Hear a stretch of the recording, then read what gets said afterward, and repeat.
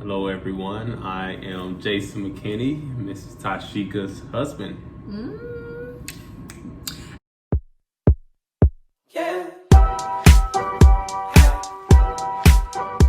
Hello, everyone. Welcome back to my YouTube channel. If this is your first time tuning in, make sure you like and subscribe. Well, we have a special guest here. Who are you? Hello, everyone. I am Jason McKinney, Mrs. Tysheka's husband. We are going to just jump right into my journey into administration. We're going to do this kind of interview style. I know you all probably won't believe it, but I actually just recorded this entire video. Jason looked at it and said, no ma'am, we're not doing that out there. So I pulled him in and said, well, since that didn't work, I'm going to have you interview me. So we have the questions here. Thank you for submitting those. We're going to go ahead and get started. Alrighty, well, I'll take it away. So how did you get into education? That's a good question.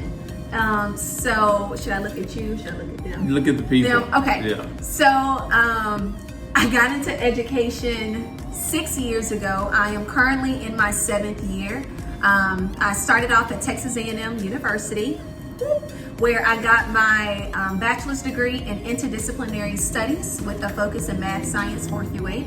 And then I got my master's degree in curriculum and instruction with an emphasis in urban education. From there, I went ahead and got hired right at, I was 21. Yep, 20, yeah, very young. Got hired as a 7th grade math teacher, which was really fun. Then I went ahead and transitioned up to 8th grade, where I taught math for 2 years. That's good. Yeah. So I'm sure everybody wants to know, just tell us about your teaching experience. We got pandemic, like you said, you're young. So just tell us about, just summarize the whole experience. That's a good one. Okay. Teaching experience was really good. Really good. I learned a lot, not only about just the art of teaching, but also a lot about child development, how they process things, how they receive them, all the way from how we speak to our nonverbal gestures. How are you doing with your nonverbal gestures? I think I'm doing pretty good. Okay, good. And through that journey of teaching for the 3 years, I had a very sharply defined love for math. Now, not only math, but how do you decompose the standards, break it down to where when you are delivering the skill or the objective, it can actually reach students on their level.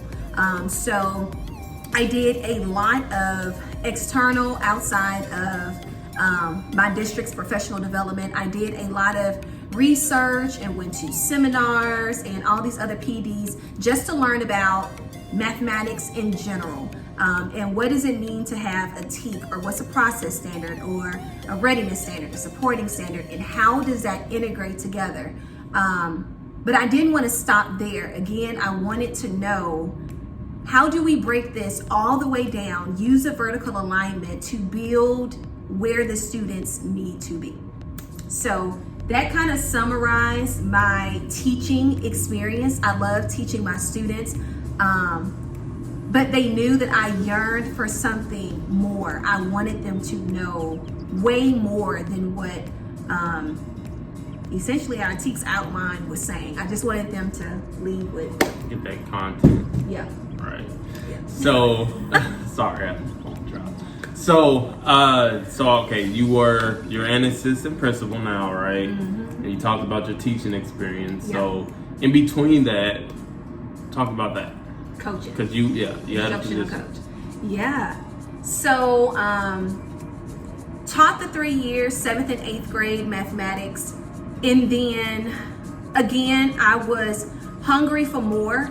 My students were very transparent with me as I was with them, and we realized that that foundation, it wasn't solid. And I'm not really sure that we can blame children or students for not knowing what they need to know. So I went ahead and ventured into elementary. So I did get a coaching position at an elementary campus. And the length of time serving as a coach was 3 years. Those 3 years were not at that one campus. But that journey was really, really cool. I got to work with a lot of well-experienced teachers at the elementary level.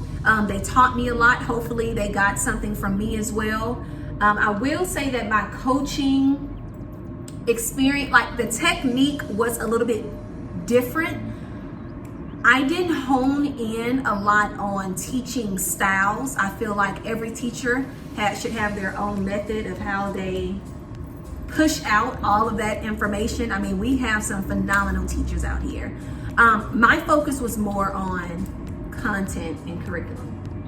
So again, how do you take this standard here? How do we restructure our PLCs to where our teachers are leaving with this, oh, this is what this means. This is how I need to teach it. This is how I should break apart my lesson objectives to make sure they master the overall standard. So. That's good. So I know this, the people don't know this really, but you applied for an assistant principal administration at the beginning of the pandemic, right? I did.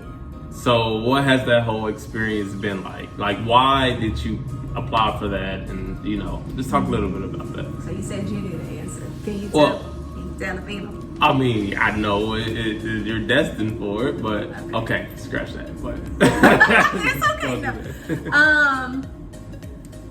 Why?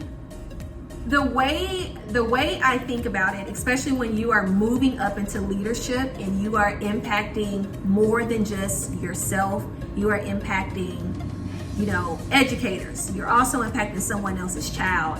I think a lot comes with that.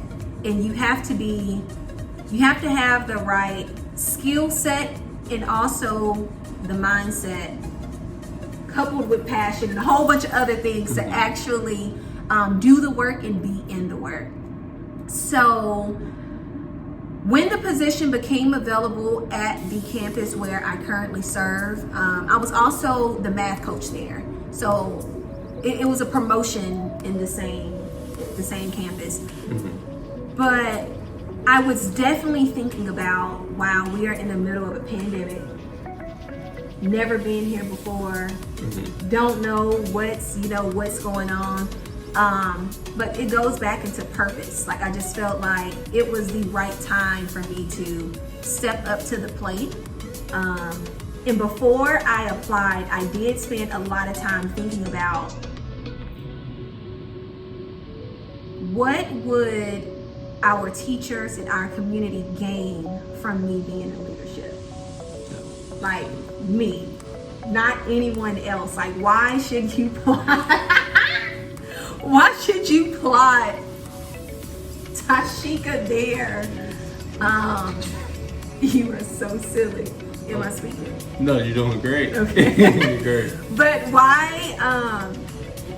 why would Tysheka be the perfect fit for this role in this time? So I went ahead, wrote down my answers, and of course I had a lot of different skill set that I would bring in that I thought would elevate. Yeah. Sorry to cut you off, but you was even featured on ABC 13. Oh wow! With with some of the technology and things that you had put out previously, even before the pandemic. So how did that even tie into all of this? I don't know if it tied into it. I do think exposure and purposefully branding myself helps. Because not necessarily to get attention, but to just put what you know and what you believe can help other people out there for them to get fed. And that's all I was doing. And I do think certain things in certain positions that worked out for me did give me kind of like got the tools I needed to go into administration. So for example, you know how organized I am, and then the structure with systems and everything. That is something that is necessary for administration. Like, you don't just walk there and you're disorganized, or even the relationships built with staff members. Remember, I said that I served as a math coach prior to getting this position.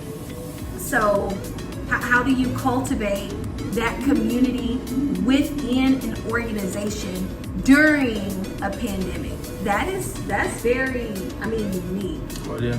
Yeah. So how's it going now? You would have to ask my teachers. But in my opinion, I think we're doing the best we can. I think we're all doing the best we can. At the end of the day, we're teachers. We have the heart to serve, a heart for our students, a heart for education. But we're kind of in a place right now where we are choosing. We're choosing, and we're risking, and then we're learning, and it's a lot going on. But again, I do think every educator, not only in the Houston area, but everywhere, we're just doing the best we can. We're making it work. How's that? That was good. Okay. I like it. Any other questions? I think that's good for now. I think you put out a lot to absorb. Yeah. Hopefully so. All right, guys. Well, before you go and do whatever you're about to do, I do have a quick few plugs. First, if you look over here at Mr. Jason McKinney, you'll notice that he is rocking his Bold Plus Christian tee. If you do not know, we are new small business owners. We also in the middle of the pandemic started our Christian clothing line. So if you need any merch, inspiration, or whatever, make sure you check us out at www.boldpluschristian.com. And then also, Instagram, Facebook, Twitter, Instagram, same Facebook, thing. Twitter, all that. Make sure you tune in. And then the last plug is make sure you tune in every Monday. I'm going to try my best to be releasing new content. I am starting a series entitled AP Diaries, which is Assistant Principal Diaries, where I'm going to be going through just my entire journey in this position. I'm going to be giving you some insight on the roles, responsibilities, how do you balance being first year administrator, a new wife. What else we got? We're serving in the church, business owner. It's a lot to juggle. Look, it's a lot, but you make it easy. Hey, we're there for each other. Yes. So thank you all again for tuning in. We'll see you next week.